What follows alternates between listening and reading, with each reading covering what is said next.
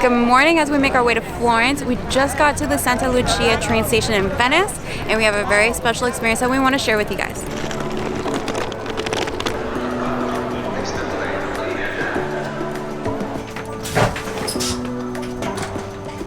Taking the high-speed train from Venice to Florence, we thought why not splurge a little bit and try Italo's Club Executive class. With over 2 hours to spare on this journey, we had enough time to make the experience worth it. The Club Executive car is found at the front of the train, and the armchairs are slightly larger than an economy with more legroom and space in the aisle with only 3 seats in a single row. Each seat had its own large folding table, giving us plenty of room to work, watch a show, and most importantly, to eat. The complimentary food, catering service, and drinks are what sold us on this first class ticket. A tasty Italian sandwich paired with a snack of our choice saved us from having to buy lunch, and you get any choice of drink from bottled alcoholic beverages, juices, teas, fresh espresso coffee, and of course bottled water. Would we ride it again? Absolutely. It wasn't just about getting from point A to point B, but an experience of its own, and it sure did set our visit to Florence on a high note.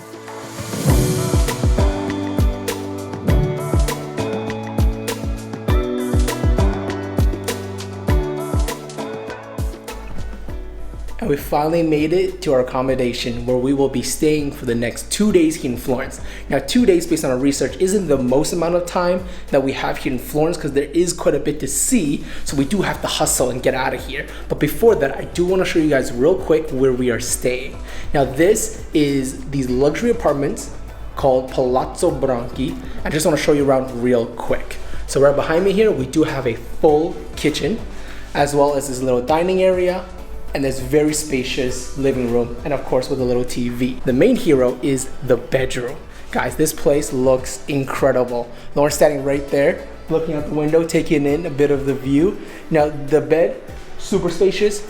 There's a little couch right here, and I think my favorite part, the high ceilings, as Lauren's saying. It's insanely tall, and it just makes the room feel so much more spacious. But all right, enough of this place.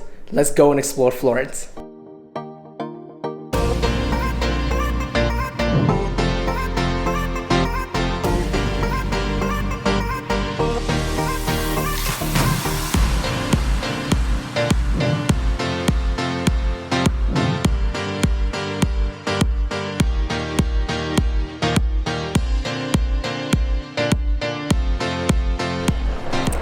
First place we had to visit in Florence was obviously the Piazza del Duomo, which features the Santa Maria del Fiore Cathedral.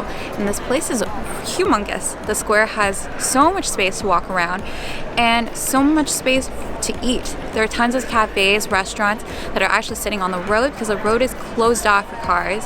And I love the fact that you can go around and maybe get a caricature done, get some souvenirs. And right now, Jason and I are actually going to be scouting for a location to get photos done. So we're going to take it in and enjoy our first night here.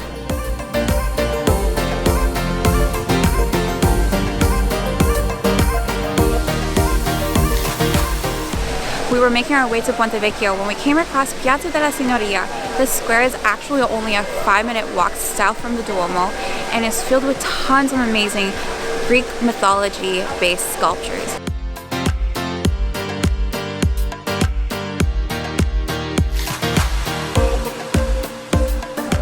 Right now we are on Vecchio Bridge right across the Arno River here to enjoy sunset. One thing we realize is how wide this river is and the number of bridges that you can actually stand on to catch an epic viewpoint. What you can also do is actually walk along the sides of the rivers. There are tons of cafes, restaurants, souvenir shops. So definitely enjoy your night here, guys, because it's an absolutely fantastic place to do so.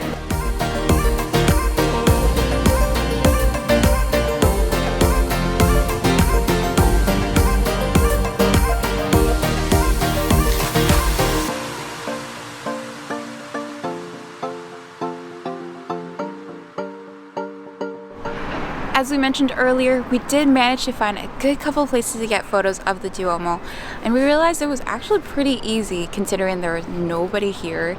The cars don't go right in front of you, and there are no seats. You really just get photobombed by birds here, which I actually kind of like when the pigeons fly across the plain. So we got a couple photos in the front and in the back with the dome being hit by the sunlight.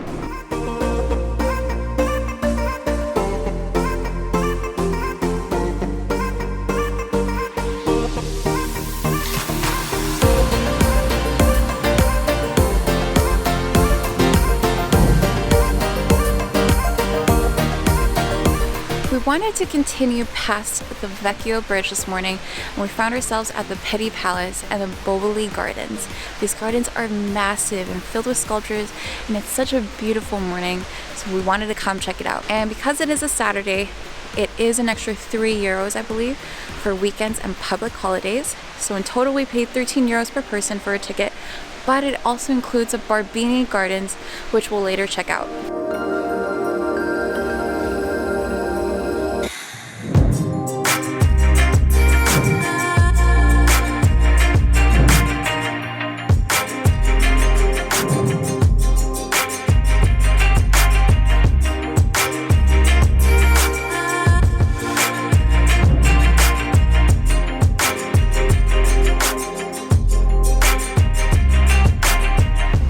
We hopped over from the Boboli Gardens to the Bardini Gardens, but I wouldn't really consider it a hop over just because it was a steep climb on the road to these gardens right here. But we did manage to see Galileo's old house along the Costa San Giorgio road, which is kind of cool. And now we are at the Bardini and I don't see anybody else in sight. It's just us, which is really, really nice. And we're gonna see what this garden has to offer.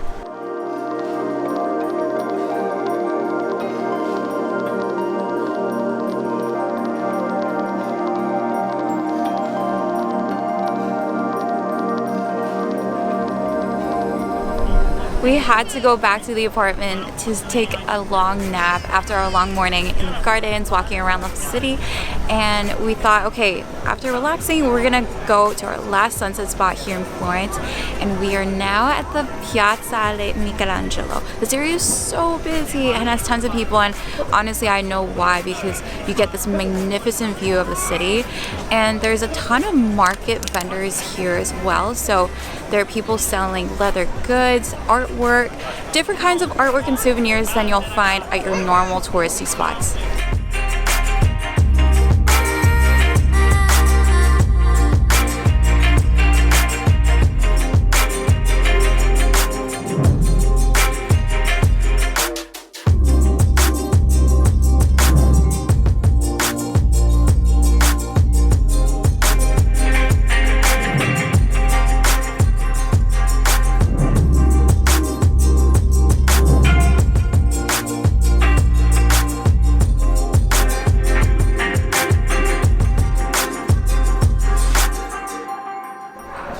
Made a bit of a mistake is that a lot of the popular museums here in Florence do require you to book in advance, which we did not do. And especially with it being a Sunday, a weekend, it's just extremely busy.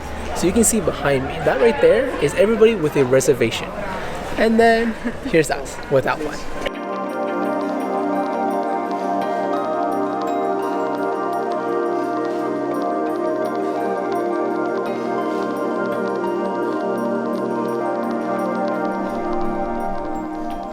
The Accademia Gallery was primarily focused on the statue of David. Everybody coming in there, that was their goal. They wanted to see that. They circled around the statue. All the other artwork was more of a bonus. There were a lot of sculptures, some by Michelangelo as well, and a ton of paintings that were biblical focused and about Christ, which was definitely cool to see. But the museum is relatively small. And one thing we didn't do beforehand was book our tickets in advance. Especially on weekends, you definitely want to do that. If you're coming on a weekday, you can line up for non-reserved tickets, and that can be an advantage because they are at a lower price. For a reserved ticket, you do pay an extra €4, but on a weekend, we absolutely recommend that you just save yourself a hassle and book in advance. Now, right now, we are just packing up and getting ready for our final European destination, you guys.